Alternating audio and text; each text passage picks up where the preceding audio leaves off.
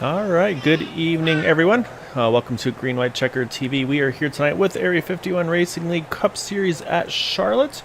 So it's going to be a scheduled distance of 100 laps for the race this evening. Drivers putting down their qualifying laps right now, so we're going to let them get those finished up, and we'll see where everybody pans out. So you see in the points, though, Larry Yingling, 2 races, 2 wins so far. Leads the points by 10 over Chris Jabot, who's had 2 starts with 2 top 5s. Same thing goes for David Patton and Jack Walls, or actually, no, I'm sorry, just David Patton.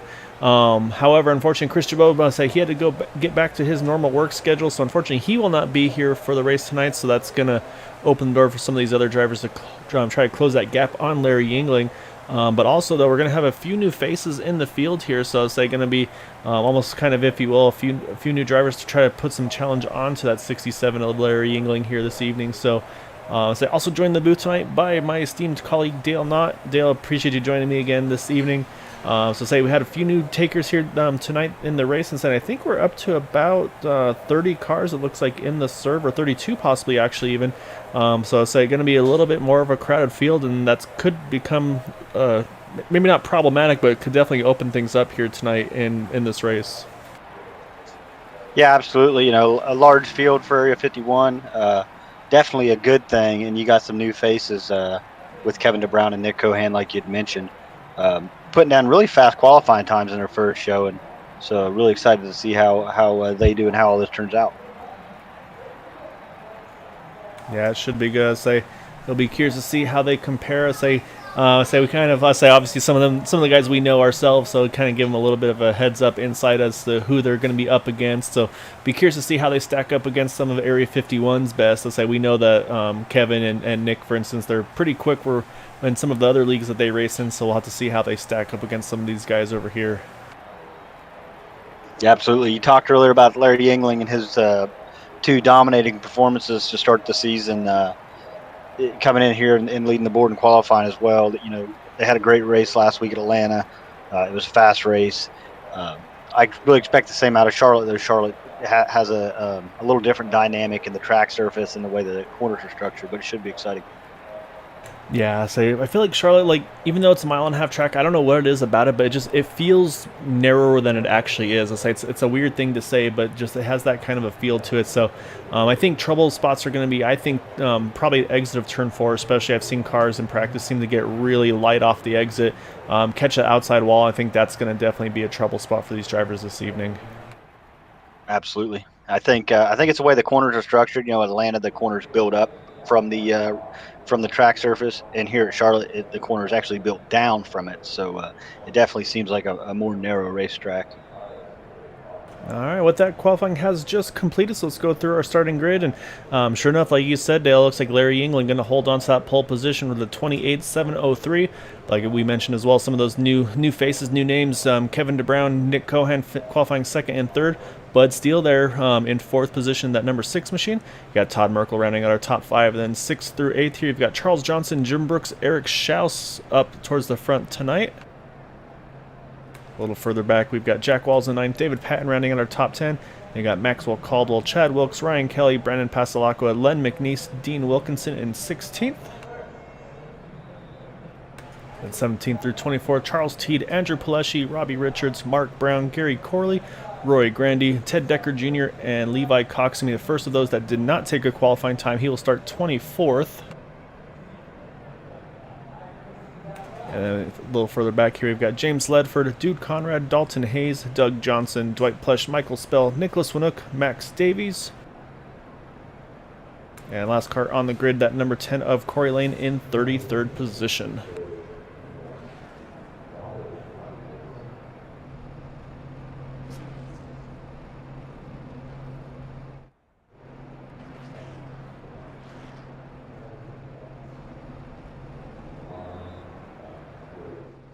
Alright, so fields start getting all gridded up here, so you just got a couple cars left to join the server. So yeah, so it looks like I actually had a couple late additions as well. So like you see from about, looks like 24th on back, did not take a qualifying lap. So they're going to be gridded based on their I rating. So that's where you'll see those guys. Those are the drivers that did not have a number next to their names. But you can see up front that we mentioned, you see some of those new names, new faces, but also some of the kind of the what do you call it, the general the usual suspects. There you go, up front with that, like the 67 of Larry Yingling. So I say they're getting rolling here, get off the grid, and we'll get things going in just a moment.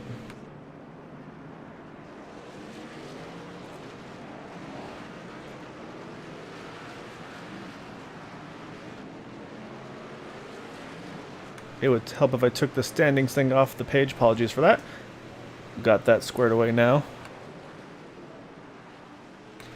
Yeah, sorry about that, guys. I'll say, trying to, too many buttons for me to play with. I'll say sometimes I miss some of those. So apologies for. Hopefully you're able to hear the grid at least. I'll say we'll get that going on the rest of the way though.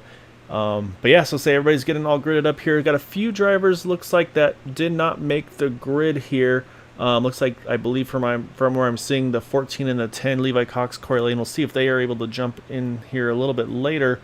But yeah, right now though, say Larry Yingling again going to be in the front row, sharing that with the 93 of Kevin Brown. Second row going to be the 61 Nick Cohen and the 6 of Bud Steele right next to him.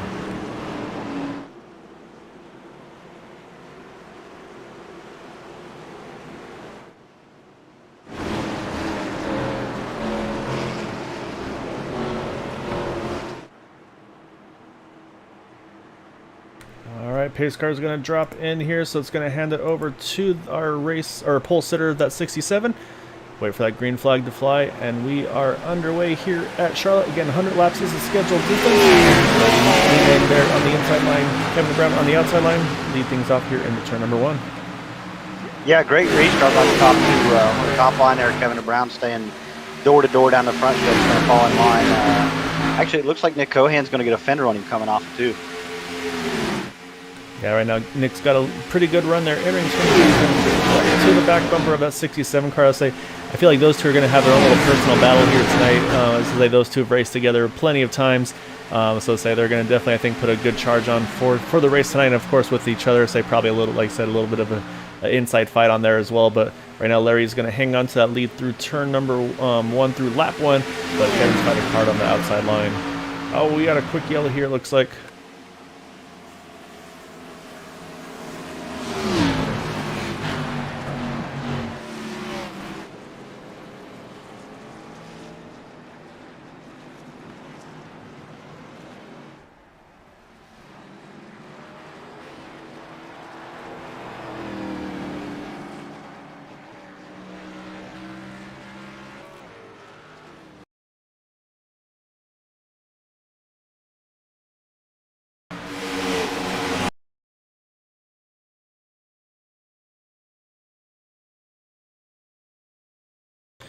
Looks like contact between the 72 and the 13. We'll go back and look a little closer here as they enter turn number 1.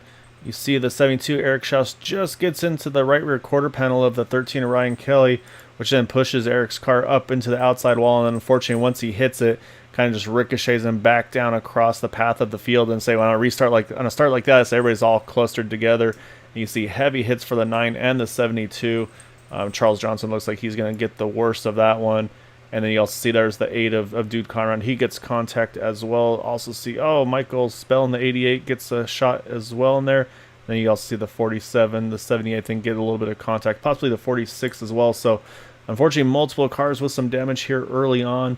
Unfortunately, I think it's going to probably be the night for Charles Johnson. We saw that motor pop on his machine.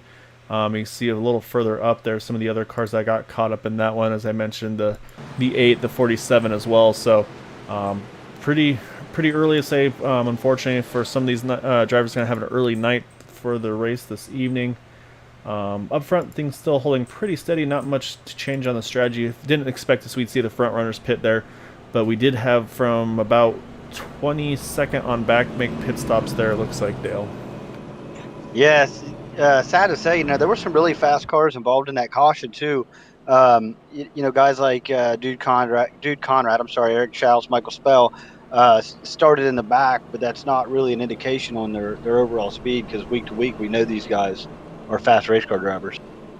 Yeah, and that's just the problem, is it started kind of towards the front as well, and so it seems like that's really what got a lot of those drivers. Because you see, it started between Charles Johnson, Eric Schaus, and they're running in the top 10. Charles qualified 6th, Eric qualified 8th, so I say when you have something like that up front early on, it's gonna catch a lot of cars out. And so sure enough, looks like we have a handful of drivers still in the pits as well. You see the 88 of Michael Spell. He's still in the pits trying to get that car serviced. You see it's missing, unfortunately, its front hood, though. That's definitely not a good sign for him.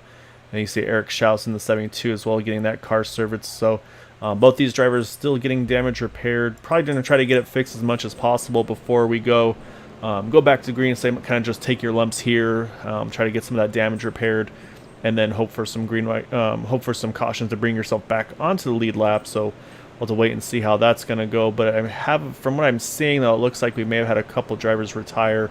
Notably Charles Johnson in that 9, as we saw the blown motor, and it looks like possibly also the 12 of Robbie Richards. Yeah, tough break for both them drivers this early in the season. It's hard to dig back from a DNF, especially on lap 2 or 3. But they they enter the corner. When the wreck happened, they were going about 175 mile an hour, so the car just kind of ping pong balls around, and then the guys behind them can't really lock them up to slow up. So it compounds the issue. Yeah, there's only so much you can do, especially like I said, when we're just on the initial start. Everybody's pretty grouped together there. Say not a lot of room to move around. I say everybody's all bundled together. So it's just unfortunate to say just bad luck for some of those guys. Wrong place, wrong time. And so it was nothing really just intentional or anything like that. It just kind of looked like a little bit of a misjudgment between that 72 and the 13. Just 72 getting a little too close to that right rear quarter panel. Actually, and that also probably honestly kind of a big break for Ryan Kelly as well in that 13 car, not to get right hooked into that outside wall, because that would have definitely ended his night there if that did make that contact for him.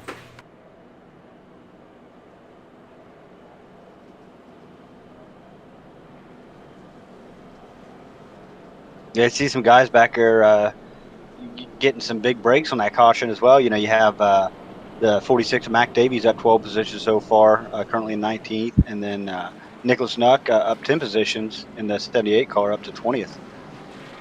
Yeah, those are two that looked like they may have got involved in it, but they did not pit, so I think they may have lucked out and didn't actually get caught up in it. So, yeah, like you said, let's say plus 10, plus 10 and plus 12 for those two guys. So definitely a big break for them, so that moves them way up in the running order. And then we mentioned some of those drivers that pitted there to take advantage of that. That one is going to be that 18 you see there on the outside line, Roy Grandy, who started 22nd, showing 21st now, but has a little bit more fuel than the rest of those guys around him. And also I think it was also Dalton Hayes in the 47, who's actually got a little bit of a connection hiccup right now, so hopefully that gets cleared up. But that being said, the lights are off on the pace car. We're about to get things back going.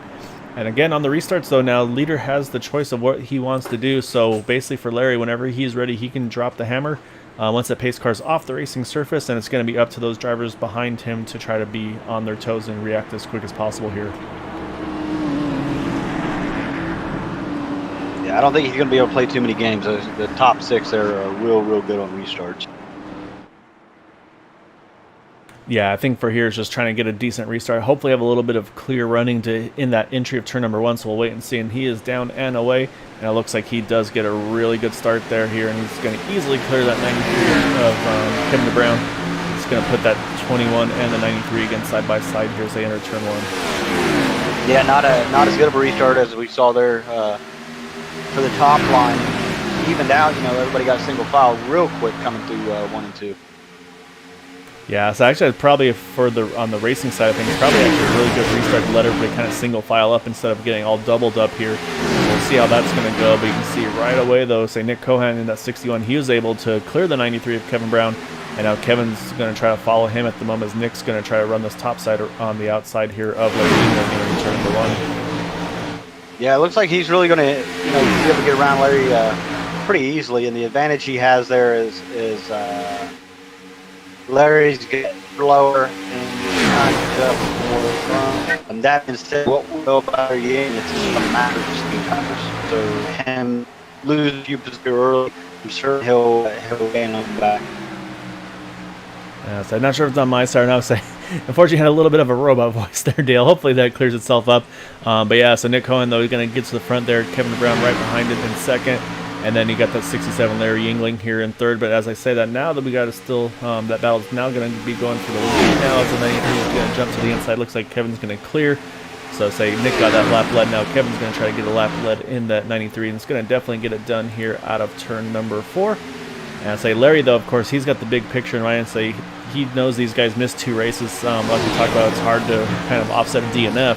It's even harder to miss offset maybe missing a couple races. So I think right now Larry's just going to kind of sit and ride here and take it easy and try to make sure he has a little bit more long runs pace in that 67 machine. Yeah, absolutely. And you have Todd Merkel on the 81 up in 4th. He's right there with him, maintaining pace. So I don't think you can count anyone out just yet. No, definitely not. Yeah, Todd's have a really good start here. Saying we're gonna have a special events here in a few weeks, I believe, possibly even next week. I said I gotta check my calendar, but say one of his sponsors. Say Todd actually does pro stock racing on this for his real life career. So he's got Ross Racing Pistons going to be sponsoring one of the events here coming up soon. So I'll say really excited to have them be a part of this Area 51 Racing League and Green White Checkered TV. So right now Todd putting on a really good show for them here early on at Charlotte, running in that 4th position.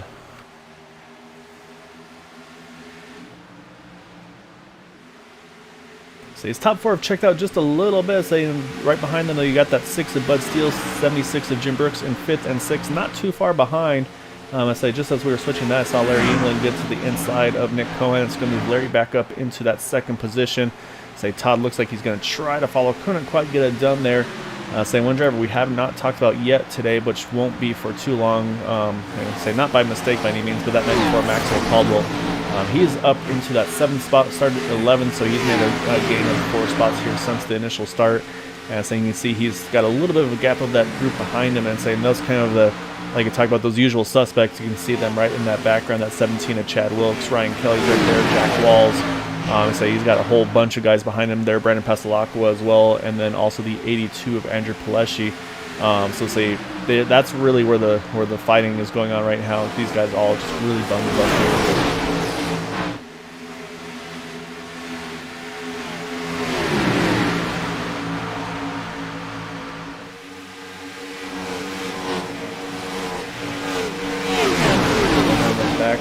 There between the 83 and the 17, entering turn number 3. Right now, Chad's still going to hang on to that position. Ryan Kelly's gotten around that 17, though, and so we always joke about Ryan Kelly kind of being Mr. Long Run. So we'll see how Ryan's able to do as this run progresses. Fuel window sounds like it's going to be roughly that 40 lap window or so.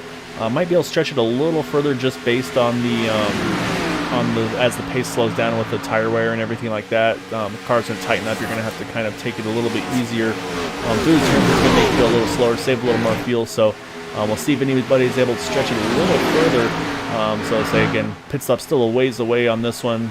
But that being said, if and when there is another caution, you'll definitely, I think at this point in the race, you'll definitely see everybody come in and take the tires.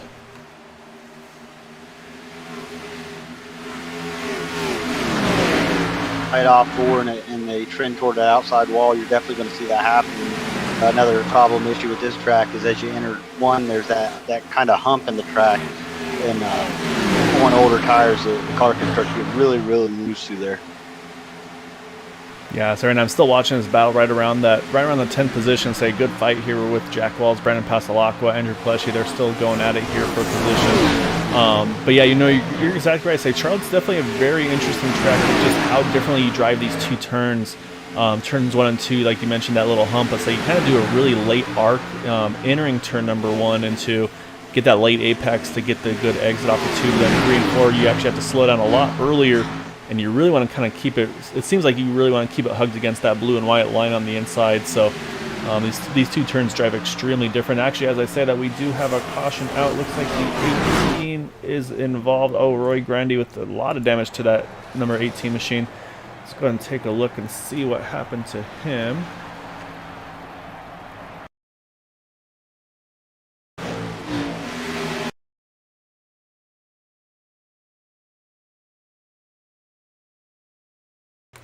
See Roy to the inside of the 65 of Gary Corley coming out of turn number 4. We mentioned turn 4 might be the trouble spot. We'll see if it's related to that or not. I say right now everybody looks like they're in pretty good. Oh, actually, as I said, you can see the 65 looks like got a little loose, and then they kind of just make contact in the middle. A little bit of net coat as well. Unfortunately, just kind of right hooks the 18. Gary Corley also going to have some heavy damage to that 65 machine as well. I see Gary then comes across the track. Hopefully everybody's able to get around him. As I say, you can see him kind of sliding down towards the infield. See the 44 Dwight Plush makes a great avoiding action there, sneak around him. And then 48 James Ledford sneaks right between those two. So that's going to bring out our second caution of the evening. And I believe that's going to be for sure. Everybody going to make some pit stops here for 4 tires and fuel. So we'll go ahead and jump to our leaders. And sure enough, here they all come. Yeah, 20 laps in. If you don't take tires, you're just going to get run over on the restart. With the leader coming in, the top 5 or 10, everybody behind him is certainly going to follow him. Yeah, looks like the only couple staying out are just maybe drivers trying to get maybe one of those laps back here. So pit stop's going to be critical. And so the other thing this does is it puts them right around the window of maybe possibly making it on a one stop from here. So we'll keep an eye on that as well.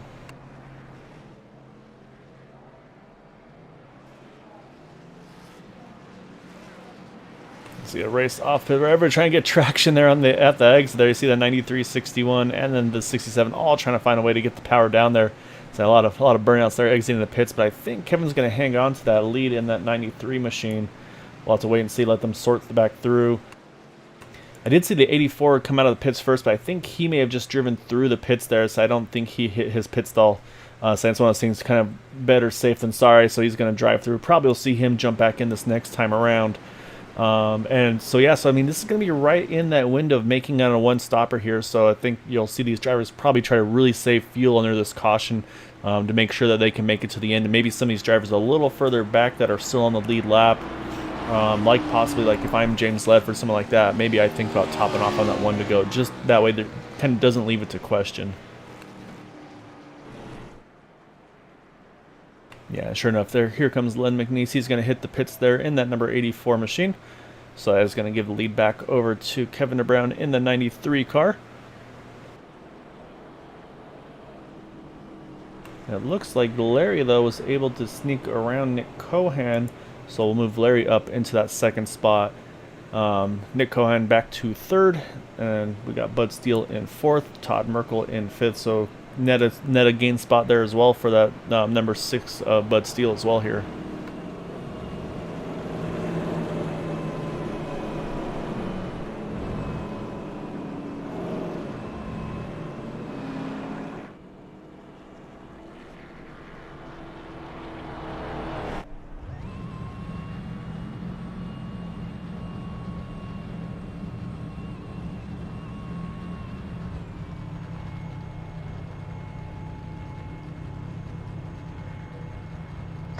Yeah, looking at the pit times, really doesn't seem like anybody tried anything special. Everything was a 4-tire, 2-can stop. Yes, I don't think we're going to see too much drastically change on that, on the strategy side of things. I'm looking to see, it doesn't look like really anybody had any damage either. You usually look for those long pit stops. It looks like as a whole, everybody was pretty much normal, like 13, 14, 15 second stop range. One driver that did have a longer stop was the 79 of Ted Decker Jr. So actually, it looks like he's showing in the 02 car on our screen here. His car looks pretty clean though, so I'm not sure if he had some damage to repair. If it did have damage to repair, it looks really clean now. So say he's in that Ford Performance 02 car. So yeah, say Ted looks in pretty good shape, and it looks like we got at least James Ledford. So say at least we got somebody that listened to my suggestions there, Dale. Say that 48 is going to top off here. As I mentioned, it's one of the last cars on lead lap. Might as well try it here, because again, you never know. So that could be enough to make a difference. Yeah, absolutely. We've seen it in the past. Last week at Atlanta, fuel really became an issue for some guys. So that couple seconds down pit lane and then back out, not really losing much in the way of track position. You're just gaining on being able to run a few more laps. Yeah, that's exactly right. I say also gives you opportunity possibly to have maybe a clean entry versus having to pit with a group. Or also as well maybe try to run a little bit longer than the rest of those guys. It won't be much of a difference, but any little bit you can gain is always worthwhile, especially like I said, if you're towards the back, why not? Not a lot to lose in my opinion there, so I like the idea here at this point.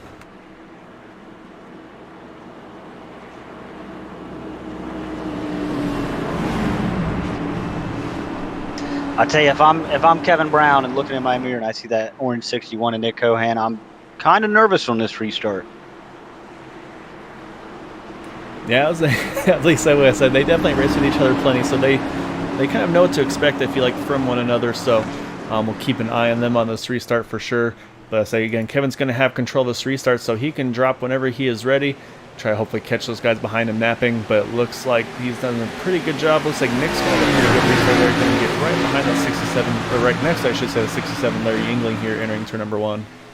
You also have a little further back, you have Max Caldwell making a move early on, had a great restart. Yeah, Maxwell here trying to get into the 4th position there, get around that 6 of Bud Steele. Looks like he's going to get it done there. So move Maxwell up into 4th from the 11th starting position. So again, really good start for him so far in this one. Saying again, this early on in the run here, you're going to probably want to be hugging that blue and white line here on the inside. It's just going to really be, I think, the preferred line here at Charlotte, just because, again, say with these fresh tires, you just want to run that shortest distance if you can.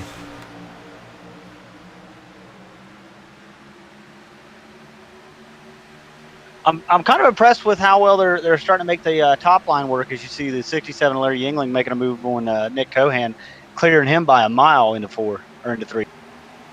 Yeah, so I feel like I've seen it before where you can actually really hustle that top side. I've seen Kevin do it before in some races. I say obviously there's a bit of a risk versus reward. You don't want to burn your tires up too much too early by abusing them, by racing hard early on. But yeah, you're right. You can there is definitely some momentum to be seen on that top side. I think just with this lower horsepower, higher downforce package, it's kind of that whole strategy of trying to keep the RPMs up, keep the momentum up, and kind of having that on the top side, keeping those cars, if you can get to their outside to keep them kind of pinned to the bottom, you can really get that big momentum on the exits.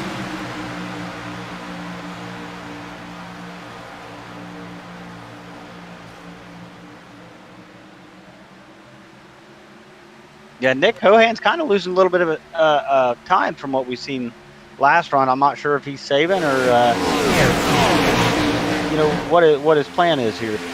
Yeah, I don't know. I kind of feel like that would be a good place. This would be a good time to save here. Save a little bit early. So while you got these two behind you fighting for position, say probably not going to be at too much of a risk of them getting by you as they're side by side here still for this 4th position with Bud Steele, Maxwell Caldwell. I'm saying a little further back, say just see a little bit of a gaggle here, starting with that 17 of Chad Wilkes. So he's got a bunch of guys with him there. He's got Brandon Pasalacqua there, the 13 of Ryan Kelly, Jim Brooks is there, 38 so yeah, David Patton, Jack Wall. So it's kind of what we saw earlier. This group here, it's almost pack racing right now, just with as tight as these guys are having to run. It's one of those things too. I mean, because if you give up a spot here, as I said, I see Trevor back 46 going around, gets back around the track. Looks like it might be a solo spin here for that 46 though. Max Davies, he looks like he's going to grab a gear and get going again.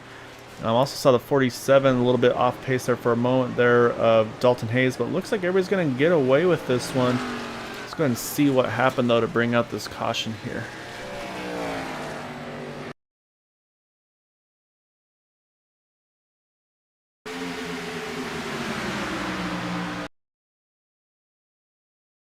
Oh, it looks like just a little bit of a fight for track position there. You see the 46 on the outside, the 84 Len McNeese on the inside. You see Max kind of goes down just a little bit, maybe too much. I say kind of probably Len feels like he probably pinched him a little bit there through the tri-oval. And I say, unfortunately, just contact between those two entering turn number 1. But again, somehow though, I think this 46 car, he just does a little bit of a 360. I say, obviously, you're gonna need some new tires. Might need to change of underwear as well. So when you're spinning in front of the field like that, that's never a good feeling in that car. But it looks like as a whole, I think everybody got away with that one. I said we saw Dalton Hayes. Okay, he just slowed up since he was on the apron, so great driving by him as well. So yeah, actually, say kind of a no harm, no foul here. However, we got some split decision up front for the pit stops.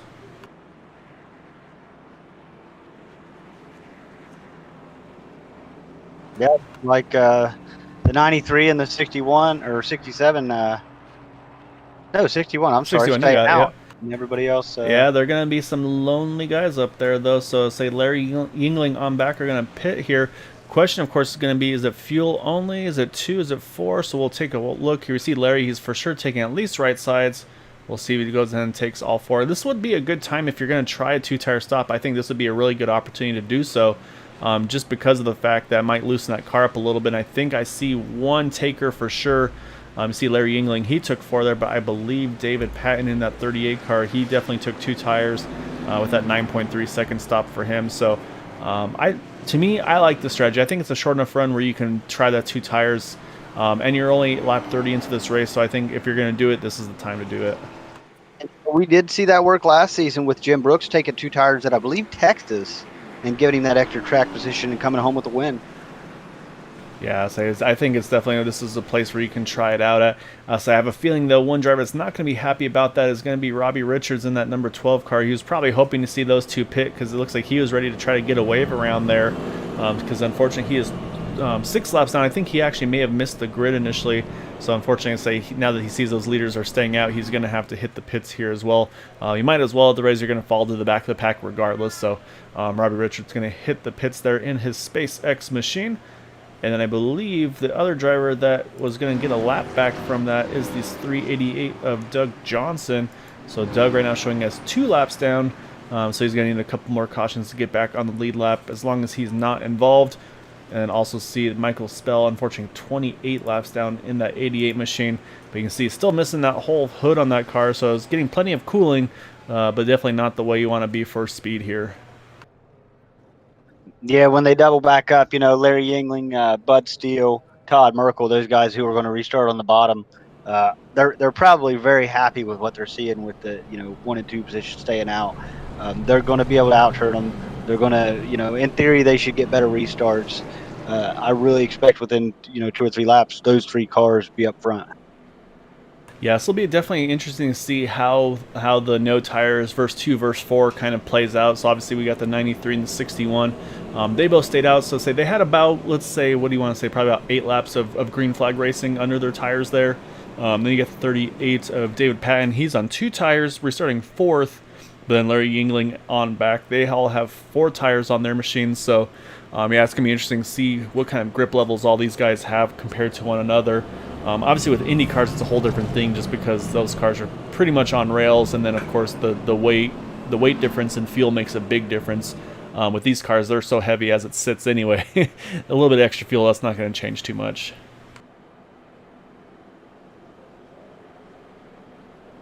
Another thing to remember is that Kevin Brown and Nick Cohan, their most recent leagues had tire limits, and they come over here to Area 51, they have no tire limit.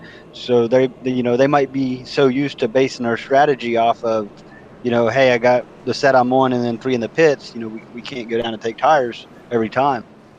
That is a really good point. Yeah, like you said, some of the leagues that they run in, since that we run with them as well, say we're used to kind of having maybe 3 sets of tires in the pits here.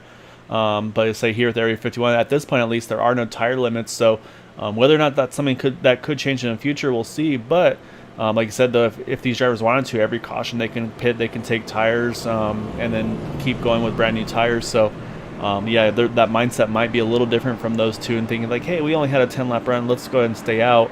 And then when they see everybody else come in behind them, they're like, oh yeah, we could have pitted there, huh? Yeah, absolutely. Really, really interested to see how this turns out, because we haven't, in our experience, been able to see 10-lap old tires up front with the freshest tires directly behind them, and it being the entire field. So yeah, so far everybody's been on equal tires, so it's gonna be fun to see a little bit of a different playing field here with 2 versus 4 versus 0.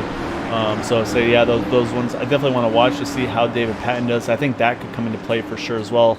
See what his short run speed looks like. But again, though, here pace car's going to jump off. Kevin has the option to fire off whenever he is ready. Looks like he's going to wait a little longer this time. So you can see letting the field here all kind of bunch up together. Now he drops the hammer, and we are down and away. And Nick Cohen restart right on the side of that number 93. Yeah, the 93 of Kevin Brown definitely had a little wheel spin there. So real tough one to restart for that. And Nick Cohan's right there with him coming off too. Yeah, I saw 38 David Patton. As soon as he had the opportunity, he jumped to that inside line in 1 and 2. But now that I said that, though, now he actually moves back to the top. Now he goes back to the inside. And again, I think that's where you want to be here early on. I think you want to kind of hug that yellow line. But like you said, though, there is some speed on that top groove, though, especially early on. So right now, Larry's going to try to see if he can figure out where he needs to go between these 2 cars. while Maxwell Caldwell, he's going to try to get the top line to get around that 38 of David Patton. Yeah, kind of up there about the top 15 cars. It's looking exactly like we figured. You know, the 93 and the 61 on the older tires, kind of holding everybody else up, and Larry Yangling's not able to get around. Yes, I think they're. Oh, well, no, sorry, I saw some smoke, but it was just a little bit of connection further back. So yeah, I think they are still pretty equal. Say the tires cooled off a little bit. I'm sure that's going to help those two as well. But I also still think that Larry's probably not kind of showing his full hand here yet. Probably being a little bit cautious to get things settled in a little bit, and then he'll probably, I think, try to make his move. But yeah, like you said, you can definitely tell they don't have that pace that they had earlier, even with those maybe 8-lap difference of the tires. So now Larry's able to sneak into that second position here. As you can see, though, Maxwell Caldwell, he's kind of right between a really, kind of like a rock and a hard place, if you will, between that 21 and the 6. Now he's also got the 17 right there in there for good measure. And so this is just a really tricky spot to be in, because obviously you don't want to be too aggressive, but then at the same time you mess up just a little bit and these guys are just going to gobble you up. Yeah, a little further back, you have the 6 of Bud Steele and the 23 of David Pastelacqua. David Brandon Pastelacqua. They have not been able to quite make it to the bottom line yet, so they've been rolled back here 3 or 4 positions. Yeah, so that's just that's unfortunate. That's kind of how it goes, and I think that's why we saw some of those guys fighting so hard early on to get to that inside line. David Patton, he's kind of held pretty steady so far with these 2 tires. I'm not sure if it's maybe not exactly doing what he was hoping it would so far, but it's kind of hard to tell here early on. But still holding pretty steady right now, right around the 6th position right now, side by side with Maxwell Caldwell, as Larry Yingling still running side by side with Kevin DeBrown here for the lead. Larry's just going to nose ahead of him at the line, but again, though, Kevin's going to have that short distance here through turn 4. Yeah, still real exciting up front. It's lasted quite a bit longer than I expected, honestly. I really thought that the cars that stayed out would be able to roll around here, within 2 or 3 laps. They're still door to door up front. Yeah, Kevin's definitely putting up a pretty big fight here. We also see this time now the 17, though, Chad Wilkes, he's starting to enjoy the mix. Usually Chad's kind of Mr. Tire Saver. I think he's decided he's had enough of just kind of trying to take care of those tires. He decided he wants some track position here, so that 17 car he's kind of up into that 3rd spot. You see this 94 Maxwell Caldwell, now he's gotten alongside of that, the 61 of Nick Cohan here. This is for the 4th position. You'll see there, Dave Patton. They're all still right now all grouped together. That 61 car does not have much room behind them, because that 38 is all over that back bumper. Yeah, and at the line you're going to show Larry Yingling leading as he clears the 93 of Kevin Brown, and Chad Wilkes in the 17 car is going to follow him through. Yeah, so it's definitely going to be what Larry was looking for there. You see the 80 of Michael Spell. He's off pace with all that damage. So he's going to drop to the apron, let everybody on by. So again, just great respect for these drivers. Don't want to put anybody in a bad position there. So now I think these tires are starting to show a little bit. You see the 93 and the 61 starting to fade just a little bit here. But as I said, that actually Nick's going to try to take advantage of that top side. He's going to jump to the top now of that 93. So now you get these no tire cars here fighting for the 5th position. Yeah, and the difference is, when they come out of pits on fret tires, they're not quite up to air pressures yet. Cold tires, the car's running a little bit lower than what's optimal for the setup and for the track. So now that the tires are at the optimal pressures, those fresh tire cars are really starting to take off. Yeah, almost 3 wide there. We saw Andrew Pleshy jump to the inside of that 61. Didn't want to waste any more time behind those 2. He saw, I think, the group in front trying to sneak away a little bit. So it was really close quarter there entering turn number 3. So now Andrew's just about got that 61 cleared. Looks like he'll finish the pass here in turn number 3. And sure enough, he does clear them. So now Brandon Pastelacqua is going to join that party as well. So yeah, right now I think that tire strategy definitely not quite panning out for the 61 and the 93 here. But again, we got about 18 more laps until we're in the fuel window to make it to the end. So we'll see what if they try to do a little bit of a short pit strategy if we get to that point without a caution or not. But right now, they're doing all they can here. But just jump up a little further here. You got Todd Merkel here now fighting for 3rd underneath Maxwell Caldwell. Got tight there off of in 3 and 4, able to keep it off the 94. But yeah, definitely some close battling here going on around this track.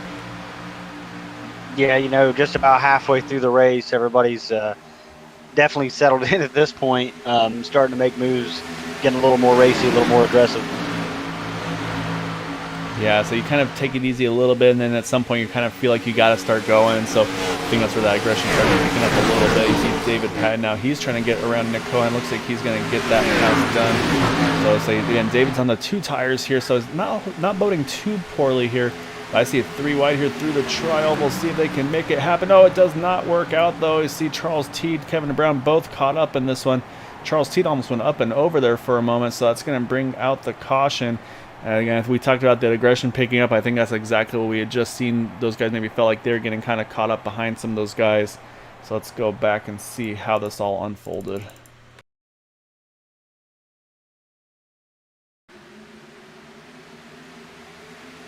All right, so you see Charles Teed here running that very top line. You got Jack Walls on the inside, saying Kevin, unfortunately, just kind of trapped in the middle here.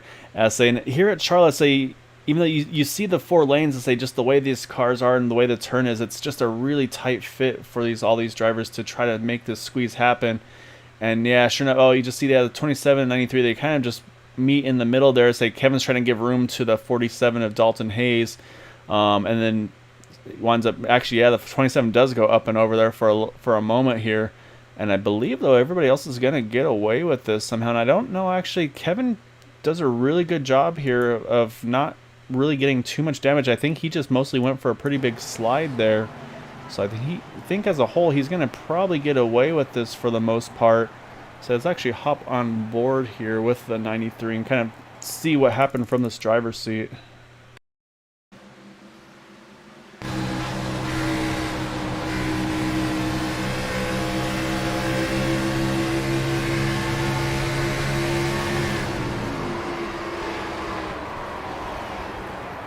Yeah, he really gets it locked down, is able to react really quickly. I think he's going to get away with it there. So great hands by Kevin. They're able to hang on to it. So pit stop's obviously going on now. I don't think anybody's staying out this time. They saw what the old tires were doing there, Dale. But that being said, though, I think advantage is going to be Larry Yingling here, being able to get to that lead.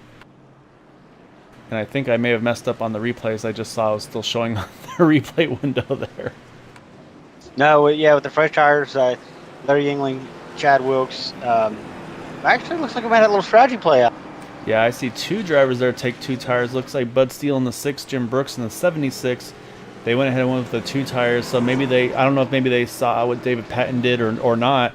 Decided it was worth a gamble for them here. It's a little bit of a longer run, so I'm a little concerned about the strategy. We'll have to see how it pans out for him. It's going to work for Bud Steele at least to give him the lead here temporarily. So I mean, obviously that quick restart is going to be helpful there. So yeah, so I'll have to wait and see. And then, yeah, I'll say for those that are in the chat, if you can let me know if, unfortunately I can't tell from where I'm sitting, obviously, but if I missed the replay, if it was just showing the replay screen, let me know, please, and I can go back and I can pull it up for you guys one more time. We're not really surprised to see Jim Brooks try a 2-tire strategy. We've seen it, like I say, last season. He got a win that way. But it's also worth noting that was much later in the race, and they had a few cautions in there, so he was able to get the jump on the restart, maintain the lead for a little bit, and then the caution would come out. But that, again, he got that track position from a 2-tire stop.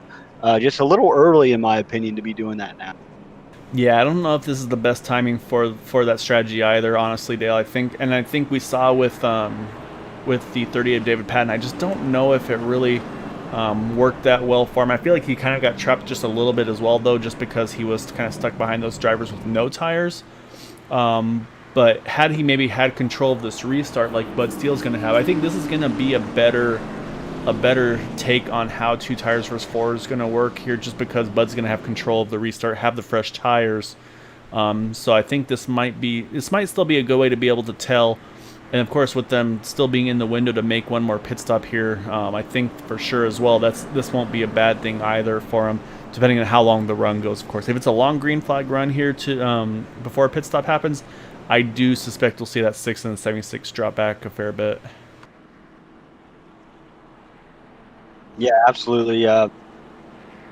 Larry Yingling up here, though, going to start in second there on the top line, a place he's very comfortable. We saw him working on the top side on this last run. Having trouble talking today. But yeah, Larry was real successful working the top line on the last run, so he's probably pretty comfortable where he's restarting.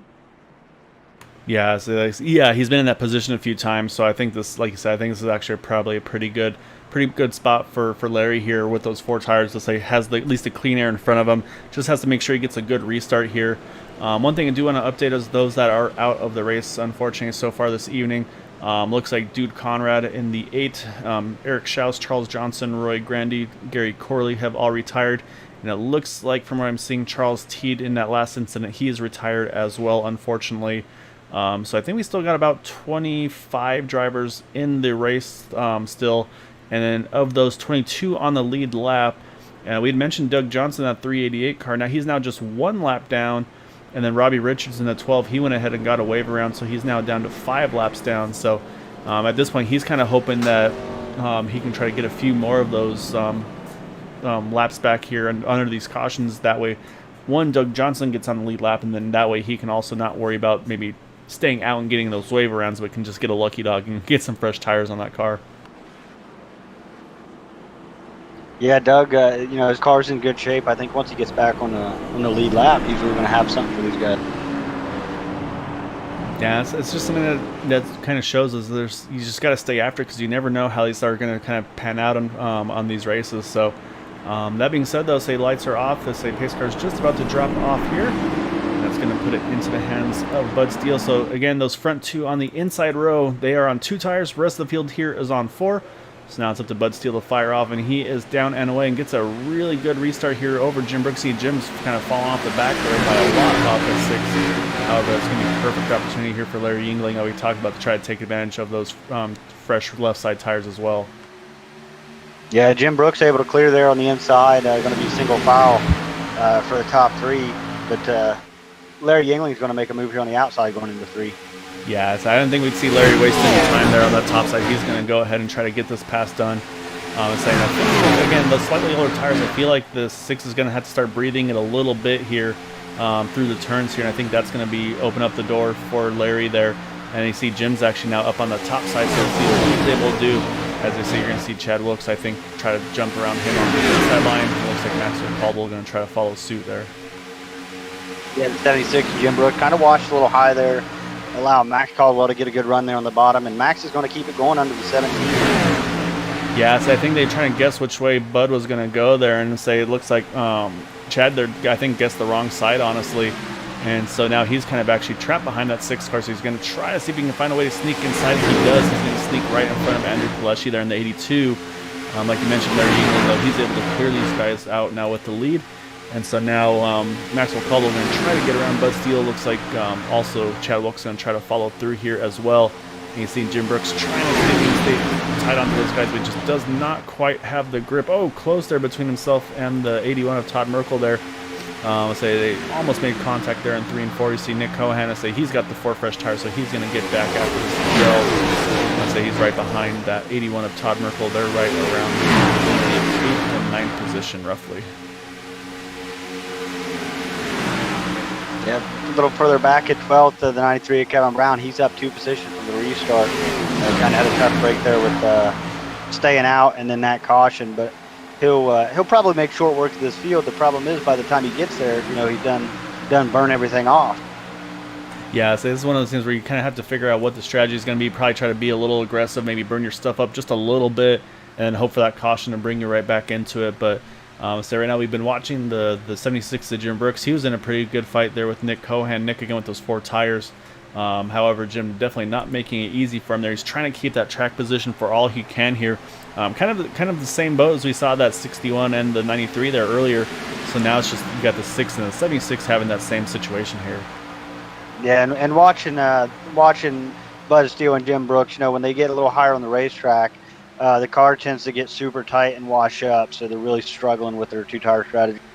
Yeah, it just seems like they just don't have the grip that they need to have right now. So you see Nick able to get underneath Jim there, Todd underneath Bud Steele here. So you can see they're just kind of unfortunately steadily just dropping back a little bit. As Todd Merkel just able to clear the 6 of Bud Steele there. So now Nick's going to try to set his sights, see if he can get his nose underneath entering turn 3. Looks like he'll just about get it done there. So now he's going to try to complete this pass through turns 1 and 2. Again, we mentioned Jim Brooks, so now he's kind of pinched to the outside line, and so you got now the 47 Dalton Hayes to his inside. So he's just got a nose. You can see Jim sends it deep there to try to get it to the inside line again, but again, you just can't quite get it hugged to the bottom. Just kind of stays about a half a groove too high there, and that's going to allow Dalton to get right back to the inside. Yeah, that tight condition is going to get progressively worse. I think they've learned something out of their two-tire stop, and I don't know that we'll see it happen again this race. Yeah, I see. As soon as he got the opportunity there, he jumps right back to the inside line. He says he wants to hold that bottom line, but just like you said, it's like you can see it here. So this time he is able to hold it a little bit better, but yeah, it's definitely in a difficult position where he is right now. So say let's jump back up front though. Larry Yingling still holding on to the lead. He does have a lot of pressure over Maxwell Caldwell, though. He's closed this gap to just about a tenth of a second. And so we kind of joke about the usual suspects, and you can see they're kind of on their way up here. So you got Larry Yingling, Maxwell Caldwell, Andrew Pleshy, Chad Wilkes. So say there's four of those guys that we had mentioned there right now up in this mix. One driver that I haven't really talked about too much, and I'm a little surprised about, is that 13 of Ryan Kelly, and drop back and pick him up here. The car looks to be clean, but he's just not having the pace that he would normally have right now. So he's showing in the 18th position. I don't see any damage to his car, but yeah, just Ryan Kelly not having that he would normally be expecting right now. You know, when you look at his times, you know, he's running the 29.5, which is on pace with Larry Yingling in the lead. So I'm not really sure what's happened here, but he's like you said, running in 18th. Really, not many people within drafting distance ahead of him. So I'm not really sure what happened. Yeah, there may have been something on the restart that we missed that may have dropped him off the back a little bit, possibly. But yeah, so we'll keep an eye on him as the race keeps going here. So we're on lap 60 of 100. So next time by is going to be 40 to go here. So we talked about some of those drivers that are trying to work their way back forward. Nick Cohan was one of them here, working underneath the 81 of Todd Merkel. Nick right here going for the 5th position here. So Nick trying to do what he can to kind of regain what he had lost earlier. David Patton in the same boat in that 38 car, so he's trying to regain a little bit of track position. He's back up into the 8th position, and then right behind him, that 93 Kevin Brown working his way back up as well, now up into that 9th spot. Yeah, Nick Cohan able to clear there on the bottom, right in that bottom lane. You know, kind of throws a little wear on that right front, a little more than he'd be used to if he was arcing it in. So. Definitely going to cost him a little later, but able to clear clean, and he's going to make his way up there to 17 of Chad Wilkes. Yeah, right now looking at the back of the 67 Larry Yingling, you can see everybody's kind of staggered off just a little bit now. So again, Maxwell keeping lots of pressure on Larry here. But you can see how everybody's pretty much single filed out. So actually with that, it's probably a good opportunity here, Dale. We haven't really had a chance to go through the field too much tonight. So obviously our race leader, pole sitter Larry Yingling, still leading the way. However, right behind him, plenty of pressure on his Maxwell Caldwell in second, started in the 11th spot. Then right behind him in third, Andrew Pleshy started 18th up into third. We got 17 of Chad Wilkes in fourth, started in the 12th position. Now up into the top 5 and 61 of Nick Cohan. Right behind him is Todd Merkel in the 81 car. Todd started in 5th, up into 6th right now. Then we got Brandon Passalacqua there in the, once he disappears there, the 23 machine. Brandon right now in 7th position, started 14th. David Patton in 8th in the number 38. And then in 9th is Kevin Brown in the 93 machine, started in 2nd position. And then rounding out the top 10 right now is Jack Walls in the number 83 car. Keep going through Dalton Hayes. Oh, sorry, go ahead, Dale. I can say while you're going through there, it looks like the 94 Matt Caldwell made a pass on Larry Yingling, who's now in the lead. You are correct, yeah. Say Maxwell's waiting for me to stop paying attention. That way he could put a pass on for the lead. So yeah, so move Maxwell now up into that lead. Say also Maxwell was our season 5 champion, so say not unknown territory for him being up front controlling this race here. Also saw Brandon Passalacqua trying to see if he can get around Todd Merkel here. I don't know if it's on my end or not, Dale, but I'm seeing a lot of drivers having some connection hiccups here. Yeah, I've been noticing that as well. So maybe a little hiccup on the iRacing server. It's kind of odd to see multiple drivers having connection issues. Yeah, that's why I was worried a little bit that it might have been me, but actually right now things picking up again up front here. You see Andrew Pleshy, he was putting some pressure on Larry Yingling. Nick Cohan now working over that 17 of Chad Wilkes. He's going to grab that spot. So move Nick now back up into the 4th position here. So like I said, it might be, again, we'll see how much he's been having to use the tires here. We have 35 to go. Say they've gone about, I'd say it's been 20 laps since their last pit stop. So if they want to split this race in half here, or this run I should say in half, they'd be probably hitting in about, what would you say, probably about 10 more laps here, Dale, if they want to split it evenly? Yeah, and you're going to definitely see some guys, they're around the 75, 76 lap mark coming in. But these front runners are going to stay out as long as they're competitive in the racing. You see the top 6 are stacked right on top of each other. They're blanket over them.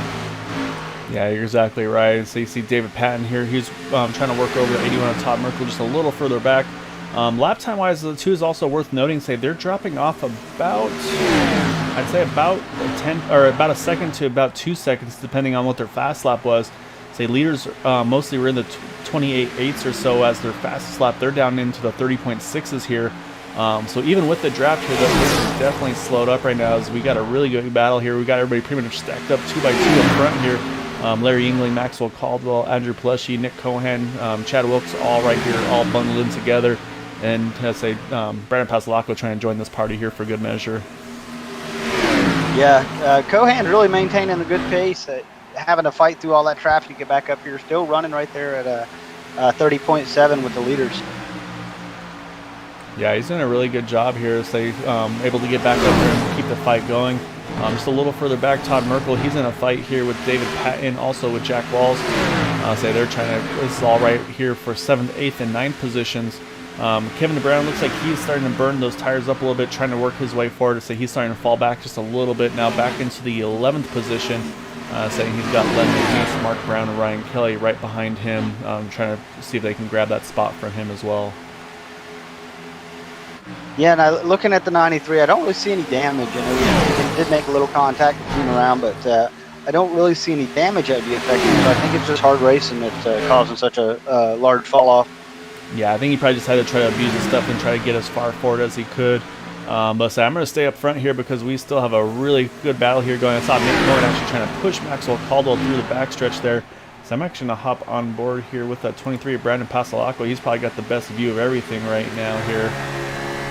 Hop on board with his Miller Lite machine here as he follows into turn number 1. I say as we just cross the line here, 30 laps remaining. So again, that right now this is about 25 laps since they last pitted. So splitting in half would probably be around that 5 more laps or so would be them pitting with about 25 to go, which would be just about splitting in half. But like you said, Dale, there's definitely some thought about maybe trying to go a little further because we've always talked about sometimes the way these cars drive, there is a little bit more advantage to maybe pitting just a little bit later. Those tires just seem to really help you on the longer run versus those that pit earlier. Yeah, and you know, everybody drives different. You got people in different ratios, people putting more wheel than others, so the tires are really different. I say actually Ryan Kelly though, he's gonna be the first one of the leader pack to pit here. So maybe a little bit of an early stop for Ryan, but he's gonna hit the pits there from about I think it was around the top 15 or so. I'm gonna go a lap down here, and actually that was a quick stop for Ryan, so I think he's trying to pull some strategy there. It looks like it may be about a 10-second stop, so I'm thinking maybe 2 tires for him here. Yeah, kind of, you know, looking at what everybody else has done on the 2-tire strategy so far, not really something I would be comfortable with. But again, we've seen it work in the past, so he's comfortable with his decision, obviously. So he might be just trying to do something at this point. Like I said, he had lost the draft, so maybe just trying to see if he can at least make that shorter pit stop to get up to the lead pack, then maybe just try to hang on to their draft and maybe see if he can benefit from a late caution or something like that. Because we always talked about how Ryan's a really good tire saver in the first place, so we'll have to wait and see if that comes into play. But right now, so you still got these top 6 all nose to tail here. Todd Merkel trying to join that party as well. So right now, still got about the top, looks like the top 13 all within about 3 to 4 seconds of the lead here. So everybody holding pretty steady up front. Yeah, watching the 94 and the 61, they're both dropping them left side tires down on the blue line. Larry Yingling in the 67 staying a little bit above it, but when you watch them through 3 and 4, the 94 and the 61 will both put them down there on the blue line. Yeah, so there's always a talk about that, just getting that little bit lower. Like it's a really a fine line that you can really manage. So you want to try to get as low as you can. It might be a little bit of extra grip right on that blue line, like you mentioned. Of course, if you get a little bit too low, you risk touching that apron, which is going to just throw you right up across the track and probably get you into the outside wall. So It's definitely a risky decision to do, but when it works, though, it really does help that car make it pace. Yeah, Max Caldwell keeps getting right to Larry Youngling's bumper, but still unable to make the pass. But putting a lot of pressure, just waiting on Larry to make a mistake. The problem with that is we don't see Larry make mistakes too often. Yeah, I say Larry is one not to make too many mistakes, and I say also just saw the 83 Jack Walls. He's hitting the pits here from I think he was around the top 10, I believe. So one of our drivers a little further forward there, making a pit stop. So I'm curious to see who's going to be the first to blink up front here as we see Maxwell Caldwell. He's going to now jump inside that 67 of Larry Yingling. See if he can clear him there. Got tight off of 2 just a little bit, and it looks like Larry's going to keep that momentum on the exit.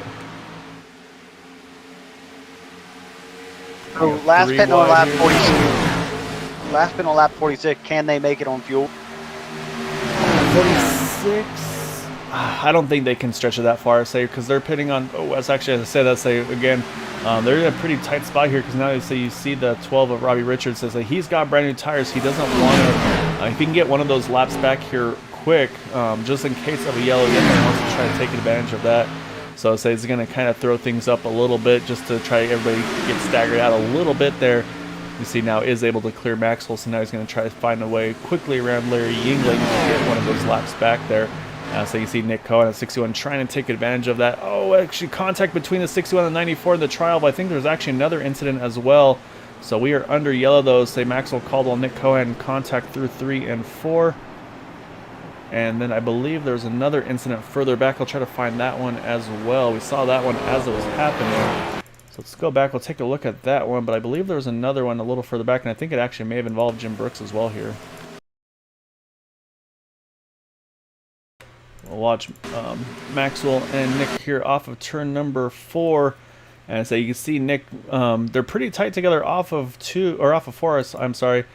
And then it looks like, so it looked like they had enough space there. Oh, you actually see Maxwell gets loose here on the exit, and that just unfortunately right hooks Nick a little bit, and so they make contact into the wall. However, before that, yeah, you see here there's contact between the 76 and the 46. So jump back and look at this one here. Oh, it looks like the 46 got into the outside wall and tried to cut it back, and unfortunately just nothing Jim Brooks could do. Just heavy contact for him puts them both into the wall. And so this is where the caution came out from, right at about the same time as Nick Cohen's incident.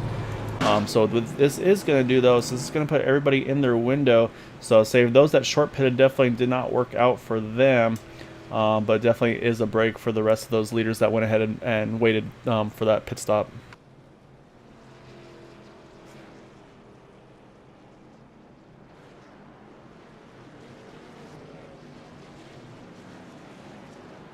Looks like Larry's easily going to win the race out of pit road there. And then, actually, it's just noticing Todd Merkel in the 81 being shown as our leader. Was he in the pits possibly when that caution came out here, Dale? Oh, that's a good question. I was looking back at to see if Robert Richards had made the pass to get a lap back before that caution came out. And I think he did. Yeah, I think he was ahead of Larry at that point. I'm not 100% sure, though. However, some of those drivers that did wind up catching out, though, were Ryan Kelly, Dwight Plesh, Jack Walls, and Nicholas Winook. Looks like Ted Decker Jr. as well. So I want to go back here. I'm going to try to do a quick check here. I want to see about that 81 car, Todd Merkel. I want to see if he was in the pits when this caution came out.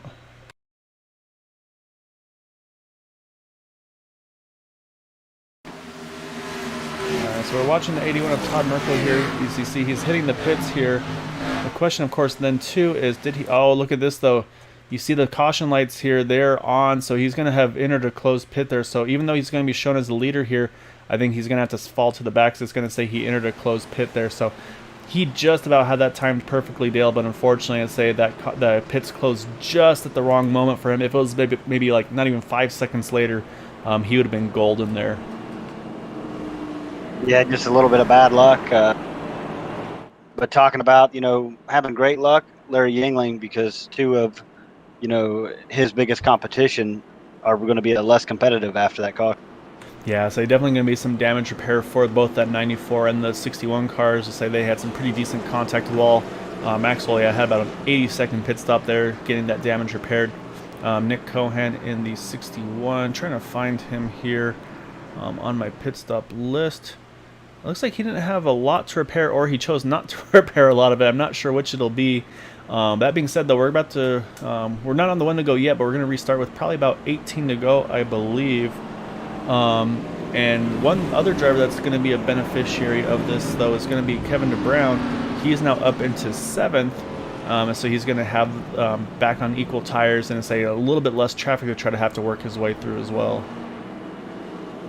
Yeah, definitely a big break for Kevin.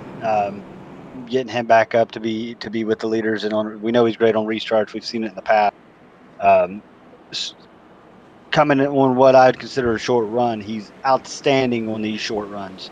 So this is really where he strives, and I think we're going to see something out of him. Yeah, it's going to be interesting to see who's going to be able to do what here. Because again, I mean, we're going to be starting with 18 to go. That's still enough time to burn up your right front. If you're too aggressive here, I think it could really come back to haunt you. So you still have to kind of maintain a little bit of tire conservation and not go full send here. But at the same time, like you said, though, you're definitely going to be up on the wheel a lot more aggressively here because if anything you give up, they're just going to kind of just chomp at the bit at you there. So up front, though, say a few new changes, a few new faces up at the front. You see Brandon Passalacqua, he's made his way up into the 3rd position in that number 23 machine. So a good pit stop by him to get him up in contention. To say also, it was just a normal 4-tire stop for him, no strategies there. So we mentioned Nick Cohen. We'll have to see what kind of damage he's got in that 61 machine. Then right behind him, though, David Patton worked his way up into 6th here. So yeah, so say we haven't talked about Mark Brown too much either in the 68, but he's now up into the top 10 in that 9th spot. Yeah, looking at our list here, as far as the top 10 go, our biggest mover is Dalton Hazen at 47, up 18 positions on the day. And then going a little further back, Max Davies is up 19 positions, going to restart in 12th.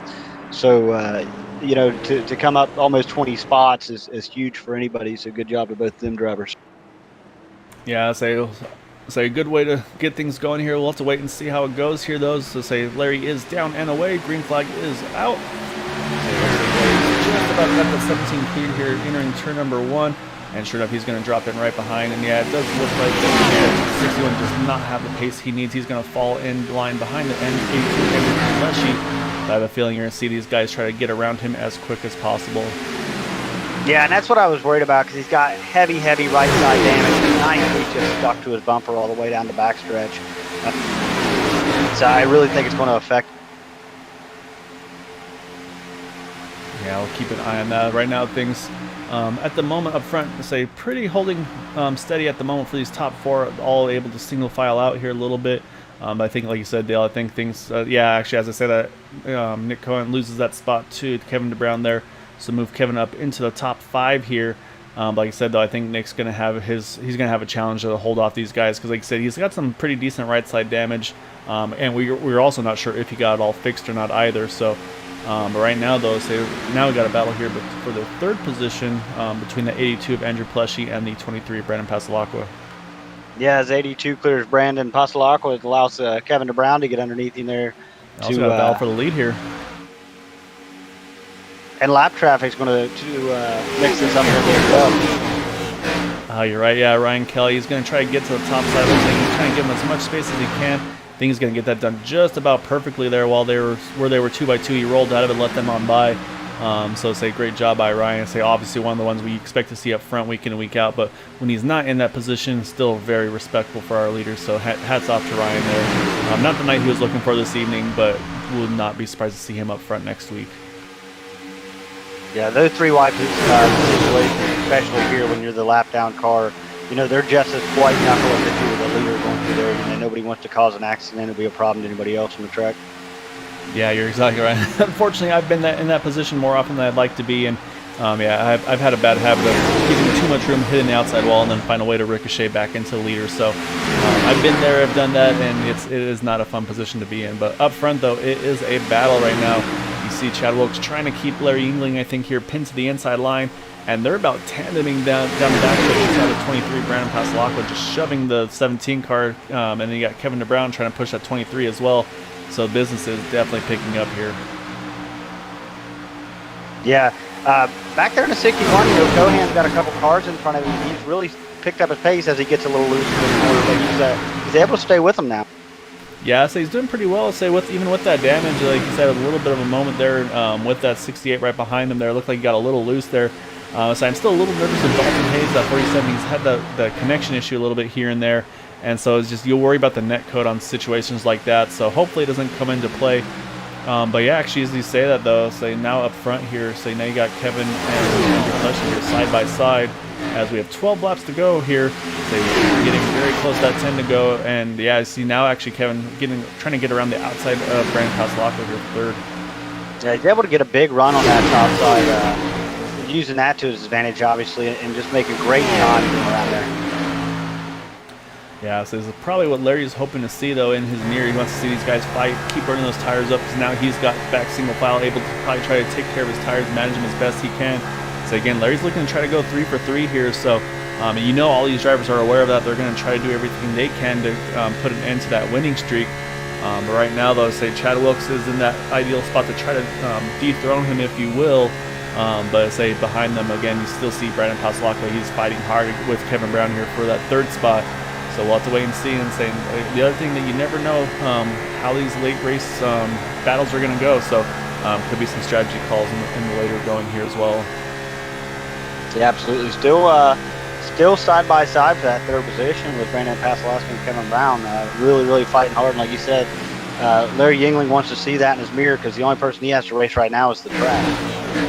Yeah, that's exactly right. And so I don't know who the advantage goes to at this point on that battle for third position. I mean, I feel like if I'm the outside line, I feel like I feel a little bit happier being up top, just because of the fact that you're kind of keeping that guy inside of you pinched down, probably burning up his tires a little bit more. Having to keep it pinned like that, and then of course you get the momentum on exit. And it looks like now Kevin's just going to be able to clear the 23, but you can see Brandon's not going to try to give any room to him. He's going to try to send it here into turn number 3. Yeah, and Andrew Pleshy's been just glued to Andrew's bumper for about 3 or 4 laps now. So I mean that's really lending the advantage to the 23 car. Yeah, so Andrew's been pretty much running this last couple laps as if we were running at Daytona Talladega, just trying to draft as hard as he can with that 23. Wasn't able to push the 23 around the 93, but yeah, it was very tight, aggressive drafting by him, trying to help that 23 out, and you can see now gets that run. Kevin tries to protect that inside line though, and you can see Andrew actually catches the apron just a little bit, and that's going to open the door for Nick Cohan here in 3 and 4. Yeah, both the 93 and the 23 coming off there looked a little tight. 23 still right there with him. We'll probably be able to get under him here going into 1. Yeah, Kevin being very protective. He's really trying to hug that inside line, trying to keep 23 behind him. But while they do this, these leaders are sneaking away. Now you see Kevin's actually running the inside line here, even through the backstretch. So yeah, so right now Kevin doing everything he can as we go 3 wide, 4, and we have contact. The 82 and the 23 make contact. Andrew then catches the outside wall. So far, everybody's able to hang on to it. Let's say they're still bouncing off each other a little bit, but somehow everybody's going to keep it pointed straight, and we're going to stay green here. And that was what I had mentioned. I said that potential of a late race caution. That's what I was afraid of. I kind of had a feeling that might be what we saw. And, we pretty much had a caution without the yellow coming out, just because all these drivers really good hands hanging onto those cars. Yeah, Todd Merkel took a big shot in that too. He got tight, hit that outside wall coming off 4, so tough break for him. So that though, say the leaders though, Larry Yingling and Chad Wilkes, they've snuck away here. They've got about almost 2 seconds over Kevin Brown and Nick Cohan there. So saying right now, Larry's again, he's loving what he's seeing. He's got about a 0.3 of a second lead over that 17 car. So say Chad's gonna have to find something special to close that gap. But that being said though, we're gonna have a tight battle here for that third position, because you can see that 23, the 93, and the 61 are just all right on each other here, nose to tail. Yeah, all 3 of them fighting for that podium spot. You know, every one of them wants to get interviewed by you and I, so I understand what they're doing here. Yeah, that's true. I mean, there's nothing better to have in your life than getting interviewed by the one of us. So yeah, I think that's why you see how aggressive they're being here for that top 3 position. Both of them, that's pretty much, if they had one thing to wish for, it'd be to have an interview with us. So that's exactly what we're seeing right here. Yeah, the real deal here is, for those who don't know the dynamic between the 93 and the 61, they race together all the time, and neither one of them is going to let the other one win or finish ahead of them. Yeah, so I'm gonna keep an eye on Brandon Pasalacqua as he's jumped to the top side and he's making that momentum work here. We'll see if he's able to get it done on the outside. We saw Kevin was able to hold him off on the outside. Now can Brandon do the same thing and maybe work this top side? So he's got that momentum going. And so he's gotten to the outside of the 61, just to the outside corner of the 93. And he's making it work right now through 3 and 4. Has actually got to the outside now of that 93 car out of turn number 4. We got 2 to go here at Charlotte, so up front again, say what Larry's waiting for now is he just wants to see that white flag fly. Him and Chad Wilkes have been pretty much within hundredths of a second of each other lap time-wise. They're running near identical lap times. So right now our closest battle is for this 3rd position with Kevin DeBrown, Brandon Pasalacqua, Nick Cohan, now Mark Brown, David Patton. They've joined the mix here, so we've got 5 cars here in this battle for that 3rd position. And like I said, that's going to be the final podium spot. And say and again, we mentioned they all want to have a chat with us, but Larry Yingling, though, he takes that white flag here. Yeah, about a 5-car battle back there in the 3rd position. Everybody stacked right on top of each other, really wanting to give it their all this last lap by. So I'm trying to keep an eye. I want to keep an eye on this battle since it's a really good one here, but I don't want to obviously ignore Larry because what Larry's doing has been nothing short of amazing here tonight. And so as they come through, oh, sorry, I was close there for 3rd. So Larry Yingling, though, he is going to get the win tonight. Chad Wilkes going to bring it home in 2nd. Here comes that battle for 3rd, and it looks like at the line, Kevin Brown going to grab the 3rd position. Nick Cohan 4th. David Patton, David Patton's going to move all the way up into that 5th position. So great last run by him there. Mark Brown 6th. Unfortunately, Brandon Pasalacqua going to lose a couple spots there, fall to 7th at the end. However, a really good run for him. It's a tight battling with him. So yeah, so say nobody's able to do anything with Larry yet. This time he's going to grab win number 3 in a row here to start season 6. As we watch Larry come through start-finish line here, he's going to do some celebrating at the start-finish line. And while he does that, we're going to start getting things ready and have a chat with our top 3.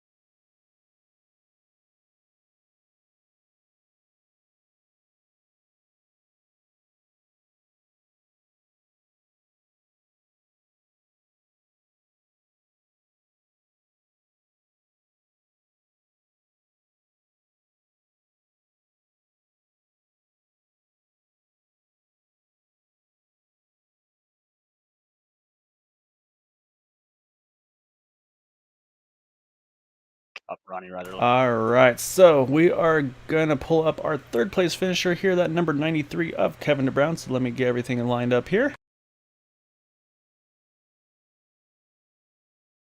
And we are also going to pull in his crew chiefs. I believe he's got 2 crew chiefs working with him this evening. Oh, actually, looks like one of the crew chiefs just snuck out. So we're going to go ahead and pull in our 3rd place finisher here, Kevin DeBrown.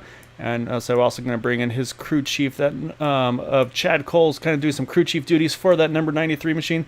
And Dale's going to have a chat with him. All right, Kevin, your first start here at Area 51 in the Cup Series. Tell us what you thought. Definitely, it was fun. It was a lot of fun. I appreciate everybody bringing me on here and doing the race. I appreciate Chad Cole for coming on spot for me. Definitely helped me out. Yeah, I'm sure Chad Cole was very instrumental. You know, you kind of got caught up in that early caution, shuffled back in the field a little bit, and had to work your way back through. So excellent job there. You know, what was Chad saying in your ear while he was going through all that? When me and Cohen had stayed out there and everybody pitted, Chad Cole was screaming in my ear. I definitely don't have an eardrum after this race. But we got lucky enough where didn't get too much damage from that late incident and was able to work our way back up. Yeah, let's talk about that strategy of staying out. You know, I know why Nick Cohan didn't stay out, or why he stayed out rather. Why did you stay out? I knew it was just 5 laps on the tires, and I honestly figured everybody else would just stay out, but obviously I was wrong. Crew Chief Chad Cole, do you have anything to add to that? We're not pleased with the 3rd place tonight. We're going to have to go back to the boardroom tomorrow morning and kind of look at this situation here in the 93 car because we had a winning car tonight, and the driver just couldn't quite get it done, in my opinion. Yeah, it might be a new driver in the 93 next week. Yeah, definitely a fast car. Great performance out of Kevin. You know, working your way back from, I think, furthest I seen you back was about 14th position. So a heck of a job there. You know, these tracks are difficult to do that in. Anybody you guys want to thank tonight? Thank you guys for putting on the show. Thank Area 51 for bringing me on. You know, I'd like to thank Chad Cole for being my spotter. Other than that, yeah. Well, outstanding performance. Real quick. I really appreciate the work you do on Greenway Checker TV for Area 51 racing. It's entertaining to watch. Well, we appreciate that. Real quick, you know, this is Larry Yingling. This is third start this season, also third win. Are you going to have anything for him next week? Oh yeah, definitely. I think we would have had something for him tonight if we didn't. We had the right strategy, but definitely next week he's got it coming. All righty. Well, sounds good. Sounds like the 93 car is going to work on some driver modifications and strategy issues. All right, that's our third place finisher. So as you can see with some of the ribbing we do, some good friends of ours, so they like to have fun with them, and I say they put on a really good show tonight. So congrats to Kevin on that third place finish. Say he had some help in the spotter stand with Chad Cole, and then on the crew chief side of things with Chris Jabot. So as some of you are familiar with Chris on the IndyCar series side of things, so had some pretty good help over there. However, say last time we've had a chat before with Chad Wilkes, so say he usually has his dad up in the crew chief spot with him as well. Able to bring it home in second position. Chad, say it looks like Larry just again had the pace that he needed there at the end. At the beginning, it looked like you're kind of going on full tire save mode, but then maybe a third of the way through the race, it looks like you kind of threw that out the window. So you know what, I'm just going to go for it here. Was that kind of what actually happened, or what? Take us through it on your side. Yeah, for sure. I mean, I think on the very, very restart, I wanted to get by a couple guys. But as it turned into a caution fest pretty quick, I guess it ended up being okay. We did have that one pretty long green flag run, but there was a bunch of cautions there for a little while. And so, yeah, I mean, I felt like there would never be a green flag stop. So no real need to save at that point. Yeah, so, and I mean, I don't know about you, but for me, it's like, obviously with this being a 1.5-mile track, but to me it just races so narrow. I don't know if that's maybe the same for you, but like every time I race Charlotte, it's a 3-groove track and all that, but just when you race it, like you feel like you can fit 2, and that's about all you can squeeze in there. Is that kind of where you are when you're on track here too? Yes and no. I mean, I definitely think you can easily make the high line work for a while. And I know that there was a couple times I think I was 3 wide and we made it through okay. But unless you're around some really good drivers, it's going to be tough to make it 3 wide. But yeah, I mean, you should be able to go 2 wide pretty clean, and the inside and outside lanes are pretty equal, especially on new tires. Yeah, we definitely saw that tonight. I say we saw some drivers making the top work, some making the inside work. And so a few times saw a little bit of differing pit strategies there, with some taking 2, some taking, or some even staying out a couple times. Was pretty much your mindset from the get-go, just going 4 tires every time you had the opportunity? My mindset is to follow Larry. Well, I'll say with the 3 wins in a row so far for season 6, that's not a bad thing to do. So what's it going to take for you to jump him for getting that top spot next week? Them change the schedule to the track to a different track than what's going to be next week. I definitely think like I can win a race, obviously. I have, but it's going to take the right track. He's way too good at these 1.5 miles for me to beat him. He's just so smart. I think has as much to do with it as anything. Like I purposely backed off of him at the end because I thought that would help me save my tires to get back around him. And then I ended up burning them up trying to stay with him once I dropped off of him a little bit. So he just always does the right thing and makes the right decisions. And he's in that tracks like this is tough to beat. It would take one of my really good tracks to have a chance on just pure beating him. It won't happen in any of these 1.5 miles. Wow, I won't count you out because I say we know what you're able to do a lot of these times. So say a great run though tonight, grabbing that second position. Any thanks shouts you'd like to give for that result though? yeah, thanks to everybody that runs with us. Shoot, I can't even list them all right now, but it's always a fun Discord group to run with. And appreciate everybody who drove around me. Was really clean tonight. I know some stuff happened around in the pack, but it was clean towards me anyway, which is always a good thing. So thanks to all drivers, thanks to admins, thanks for y'all for the broadcast. Always cool to be able to go back and watch them. Yeah. All right, great run, Chad. Look forward to catching you again here soon then. Appreciate it. All right, Dale. So that was our second place finisher, Chad Wilkes, which will lead us now over to our race winner in that number 67 machine of Larry Yingling. Let's go ahead and pull him in here. So, all right, so Larry, they're going to have to put a bounty on you or something. We were just talking about here in the booth. I'll say that's 3 for 3 so far. I was saying, obviously had a couple of challenges early on, but say you're able to overcome those and pull off the win. I say obviously kind of different. A few times you had to work your way a little bit further back, not too far, but say with some of those guys trying 2 tires, staying out a couple times. How did it feel for you? And then how are you thinking between that top and bottom line? What was your feel there? Yeah, it's pretty huge to start the season with 3 max points races started. Yeah, the car felt really good. I think a little too good because they kept us all together the whole race. But I knew 2 tires and staying out definitely wasn't going to work. I knew one time 2 people stayed out on old tires, just 4 or 5 lap old tires, and they were able to hold us off for a little bit. But once they got in the pack, I think they started dropping a lot. But yeah, I enjoyed that race. It was a good race. I mean, I said obviously there's a few cautions early, but I mean as a whole, still, I mean 100 laps here. Had the 5 cautions for 20 laps, so and still ran obviously 80 laps there under green. So a really good job there. And then I say obviously there's a kind of a mixed bag there of being kind of either having to try to work the top side and make ground up or running the inside line. Did you have a preferred place to run? Because it seemed like they were pretty even. I mean, what were the pros and cons for you on running the top or bottom there? Yeah, I would say they're pretty even. But it seemed like every time I was on top, it just took me a while to finally get by someone. And if I was on the bottom, which is my preferred choice, especially entering 1, if you can hit the gas and turn the wheel a certain way when you go over that hump entering 1, you get a nice acceleration off and make most of your passes like I did. And I think it was just all about getting to the gas quicker than the guy on the outside. Oh, you definitely did a good job of that. And I got to commend you on that burnout there through the front stretch. I'll say you somehow had it perfectly where you're like I had it on the restart camera, and your nose was just like perfectly positioned across the camera all the way through the slide there through the start finish line. So hats off on that one. You've had a lot of practice, I feel like, doing these burnouts. So yeah, let me know. Say next time you want to try to start like putting in your initials or car numbers on these burnouts, because I think you're starting to get these down to a science here. Yeah, I'll try next time. I'll say before we let you go though, Larry, again, great win here. Any thanks shots like to give for the win this evening?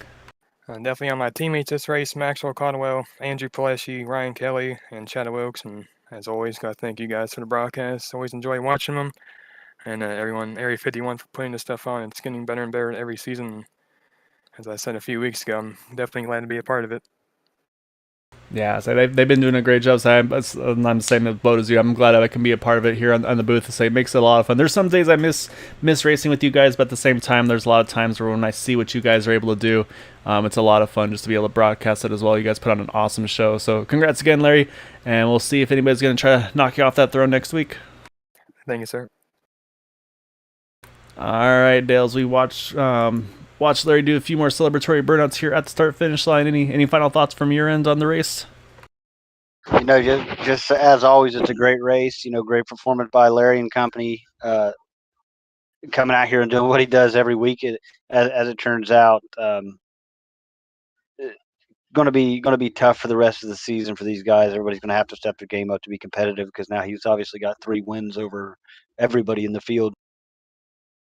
Yeah, so he's definitely been the one to beat. He's been doing an awesome job all season. So he was doing the crew chief thing last season, helped out Ryan Kelly. Also, the 94 Maxwell Caldwell. So Max was able to get that Season 5 championship over Ryan Kelly. So obviously good on track, good in the boot, good in the crew chief spot as well there. So congrats to him getting that win this evening. So with that, though, we got to pull up our results for tonight's race.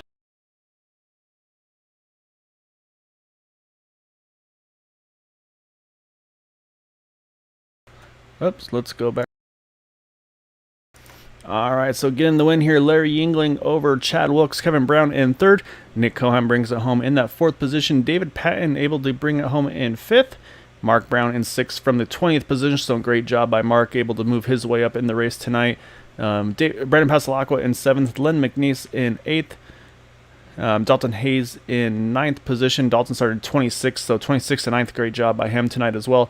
Bud Steele able to recover up into the top 10 this evening. 11th through 20th here, you've got Maxwell Caldwell, Todd Merkel, James Ledford, Jack Walls, Dean Wilkinson, Max Davies, Nicholas Winook, Andrew Pleshy. Unfortunately, had that contact towards the end. Definitely sent him a little further back than where he was running all evening. Dwight Plesh, Ted Decker Jr. rounds out our top 20. And then 21st through 30th, Ryan Kelly, as we mentioned, unfortunately not the night Ryan was looking for, just did not go his way this evening at all. And Robbie Richards, Jim Brooks, we saw, got caught up in an incident there. Just wrong place, wrong time. Nothing he could do there, unfortunate for him. Doug Johnson, Michael Spell, Charles Teed, we saw him make that contact earlier in the trial there. Gary Corley, Roy Grandy, Charles Johnson, Eric Schaus, they were caught out early, had some heavy damage on those machines, had to retire them, unfortunately. And we got Dude Conrad also caught up in that incident, and then Levi Cox and Corey Lane. So with that, again, I say congrats to our top three, Larry Yingling, Chad Wilkes, Kevin Brown. A great run by all these drivers, as always. Always a pleasure to be a part of it as well. So again, we'll be back here on Sunday evening for the Super Speedway Cup Series. But say until then, happy Friday Eve, and as always, if you can, please try to stay home, stay safe, wash your hands, and have a good night.